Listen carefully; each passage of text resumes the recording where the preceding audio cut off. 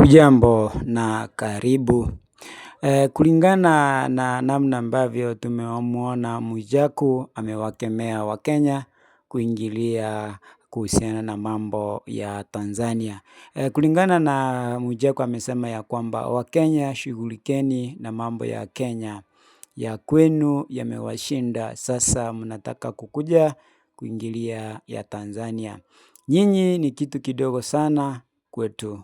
Mnajiona nyinyi ndio mnajua maandamano sana. Kujeni mlete hiyo tabia yenu, huku ndio mjue Mama Samia Suluhu ni simba jike. Huyu ni Mwijaku. Hivyo Mwijaku amewaambia wakenya ya kwamba wasije wakaingilia sana mambo ya Tanzania wakati yao ya nyumbani imewashinda.